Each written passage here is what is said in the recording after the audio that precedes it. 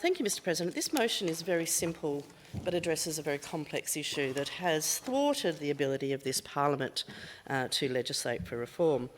The motion reads that this council respectfully requests the Attorney-General to task the South Australian Law Reform Institute, SALRI, with reporting on 1, the impact of the ongoing criminalisation of prostitution, and 2, the legislative options for the decriminalisation of adult consensual sex work in South Australia.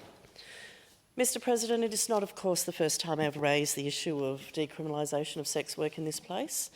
And I am heartened, however, by the recommendations of the Royal Commission into Domestic, Family and Sexual Violence in its report recently released. That report, With Courage, South Australia's Vision Beyond Violence, which of course contains 136 recommendations, and where that Commissioner listened deeply to thousands of people, that Commissioner also listened to sex workers in South Australia. It makes a nice change to be listened to, I'm sure, for many of them. And in that report, at page 644, in Chapter 8, a section lies in there entitled Sex Workers, and it reads, Mr. President, the Commission heard from the Sex Industry Network Incorporated, SIN, that people who work in the sex industry and who are experiencing domestic, family and sexual violence often feel dehumanised and judged when seeking support. This is particularly problematic in jurisdictions such as South Australia, where sex work is still criminalised. The push to decriminalise sex work has a long history in South Australia, failing to achieve majority support in the South Australian Parliament despite the introduction of multiple bills over the years to do so. The Commissioner goes on to write, the Commission encourages the South Australian Government and the South Australian Parliament to continue to work on this issue. In the meantime, the myths and misconceptions regarding sex work and domestic, family and sexual violence should be included in the work called for in Chapters 4 and 6. In undertaking this work, peak bodies such as SIN should be consulted to ensure that the stigma and misconceptions currently associated with sex work are appropriately addressed. The Commissioner raises a really important issue in our state. We have continued to criminalise particularly women engaged in adult consensual commercial sex, which most of the other jurisdictions in this country do not do. It is little wonder, of course, then, that there is underreporting by those sex workers of crimes against them because they themselves are criminalised. If we are to be serious about embracing and changing the way our society works and ensuring that we do remove violence from the lives, particularly of women, then we must look at options for the decriminalisation of sex work. SALRI has been charged with those difficult, vexed before and has done an admirable job.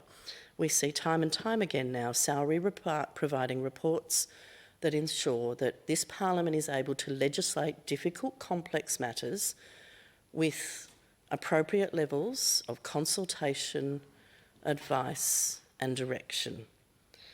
It seems almost too simple an option to put forward.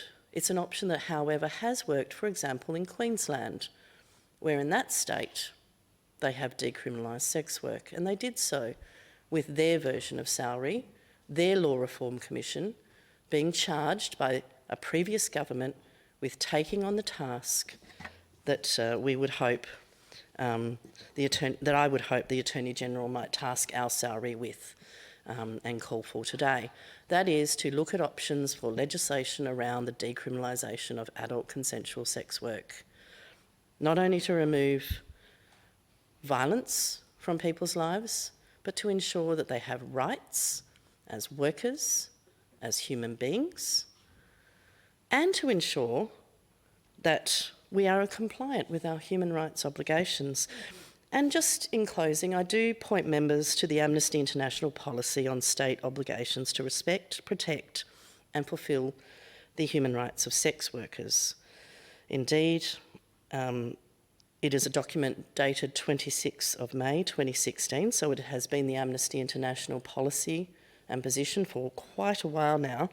And I point members to pages 22, 24 and 26 in particular, which go to their Amnesty International observations on physical and sexual violence, protections from exploitation, and the regulation of sex work. And in that, Amnesty notes that in many countries, sex workers face high levels of violence at the hands of both state and non-state actors, and that this violence is often a manifestation of the stigma and discrimination directed towards sex workers and is exacerbated by their criminalised status. Violence faced by sex workers is often gender-based and or influenced by other forms of discrimination. And further, that laws that criminalise the buying of sex or general organisational aspects of sex work, such as laws regarding brothel keeping or solicitation, often force sex workers to work in ways that compromise their safety. Bans on buying sex criminalise the transaction between the sex worker and the client, while these laws are often intended to shift police focus and therefore blame from the sex worker to the client. In practice, they can lead sex workers having to take risks to protect their clients from detection by law enforcement, such as visiting locations determined only by their clients. Laws prohibiting organisational aspects of sex work often ban sex workers from working together, renting secure premises, or hiring security or other support staff, meaning that they face prosecution and other penalties if they try to operate in safety. The Royal Commission urged us to look at these issues with courage. It will take a parliament with courage to look to decriminalisation of sex work in this state. And so far, we haven't had such a parliament. We have come close many times, but we still have too far to go. The work of SALRI would equip future members of parliament and some of those continuing on with the tools that they need to finally get the job done so that these people can do their job in safety and with respect and with far less stigma than we have apportioned them. If they were in Victoria, if they were in New South Wales, if they were in the Northern Territory, or if they were in Queensland, they would have a decriminalised system. And that is not a deregulated system, it is simply removing the criminal laws that apply only to them.